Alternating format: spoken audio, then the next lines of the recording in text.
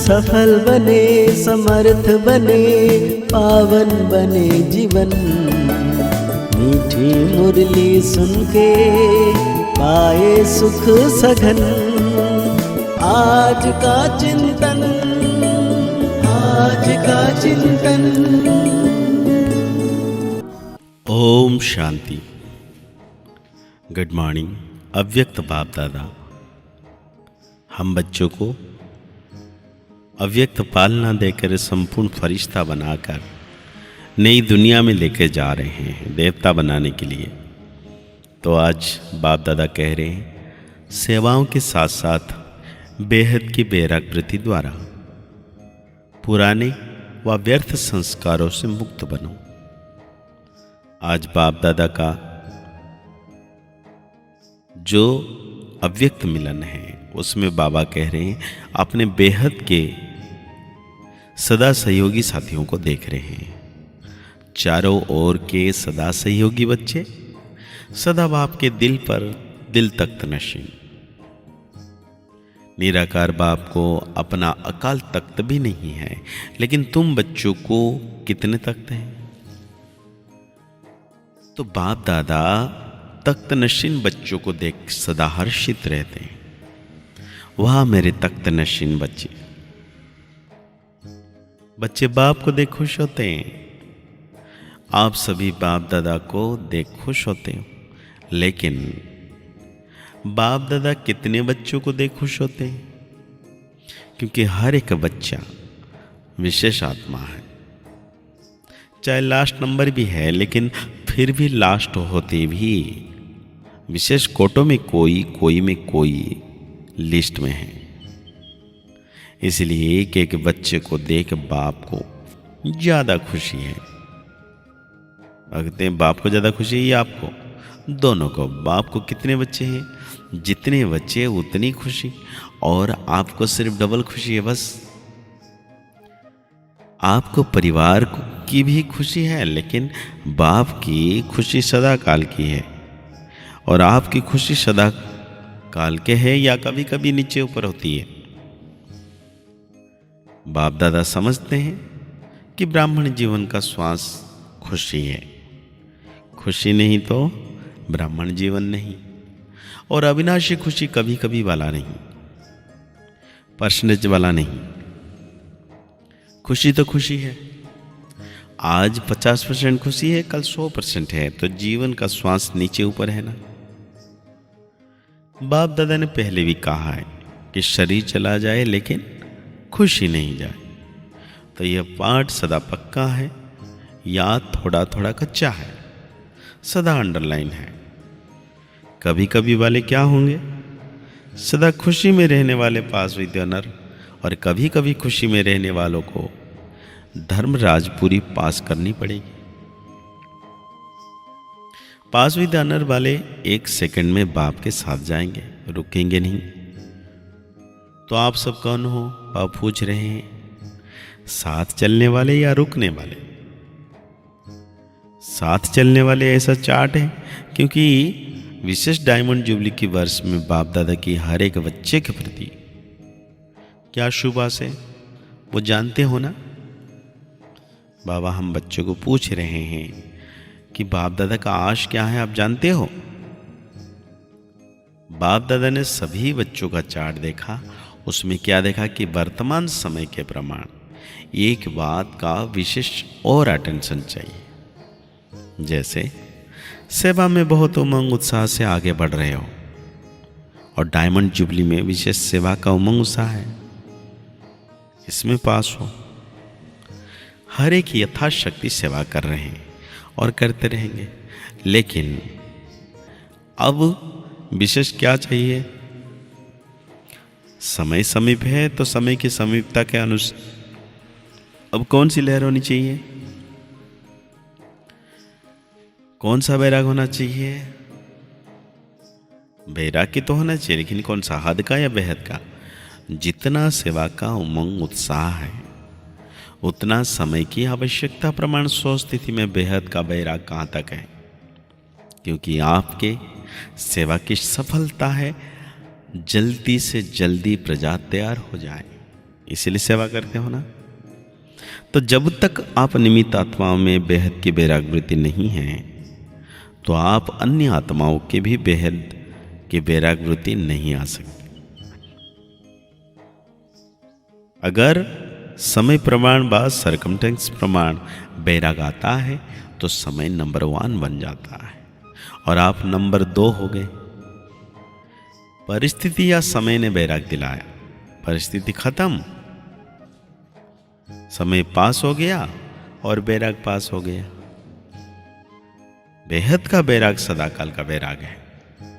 अगर समय प्रमाण व सरकमटेंस प्रमाण वैराग आता है तो समय नंबर 1 हो गया।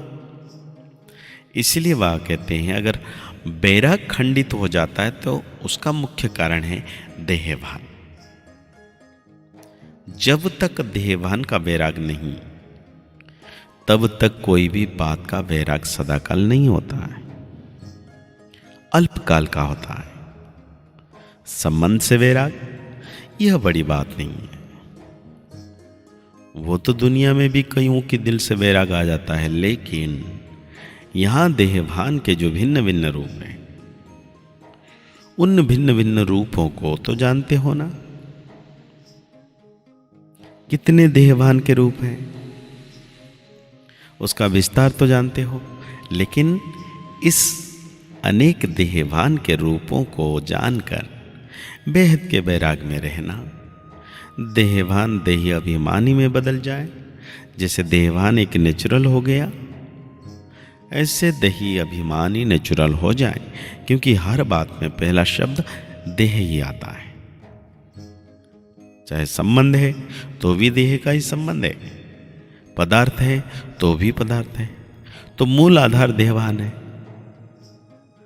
जब तक किसी भी रूप में देहभान है तो वैराग वृत्ति नहीं हो सकती।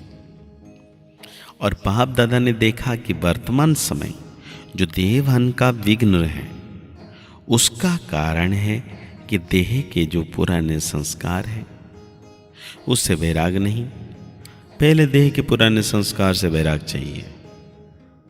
संस्कार स्थिति से नीचे ले आते हैं। संस्कार के कारण सेवा में व संबंध संपर्क में विघ्न पड़ते हैं। तो बाप दादा ने रिजल्ट देखा, देह के पुराने संस्कार से जब तक वैराग नहीं आया है तब तक बेहद का वैराग सदा नहीं रहता। संस्कार भिन्न भिन्न रूप से अपने तरफ आकर्षित कर लेते हैं, तो जहां किसी भी तरफ आकर्षण है वहां वैराग नहीं हो सकता। तो चेक करो, क्या चेक करना है? बाबा कहते ये चेक करना है कि अपने पुराने व व्यर्थ संस्कार से मैं मुक्त हूं। कितनी भी कोशिश करेंगे,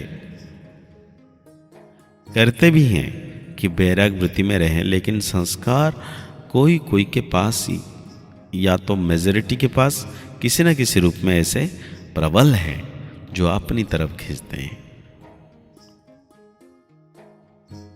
कहां ना कहां अंश मात्र रहे हुए हैं, छिपे हुए हैं, समय पर ना चाहते हुए भी इमर्ज हो जाते हैं। फिर कहते जाते हैं नहीं थे, लेकिन क्या करें, हो गया, हो जाता है। यह कौन बोलता है? देहभान या देही अभिमानी? तो बाप दादा ने देखा संस्कारों से वैराग वृत्ति में कमजोरी है, खत्म किया है, लेकिन अंश भी नहीं हो ऐसा खत्म नहीं किया है। तो आप मास्टर रचयिता के लिए शुभता है, समय पर बिल्कुल आगे बढ़ जाएंगे। बाप को भी दिलासा देते हैं, फिक्र नहीं करो, हो जाएगा। अच्छा लगता है ये? नहीं, शुभता ही नहीं है। समय रचना है और आप मास्टर रचयिता हो, तो रचना मास्टर रचयिता का शिक्षक बने, यह मास्टर रचयिता की शोभा नहीं। तो अभी जो बाप दादा ने समय दिया है उसमें वैराग वृत्ति को इमर्ज करो, क्योंकि सेवा की खींचातान में वैराग वृत्ति खत्म हो जाती है। तो आज बाप दादा हम बच्चों को वरदान दे रहे हैं, एक व्रता के राज को जान, वरदाता को राजी करने वाले सर्व सिद्धि स्वरूप भव।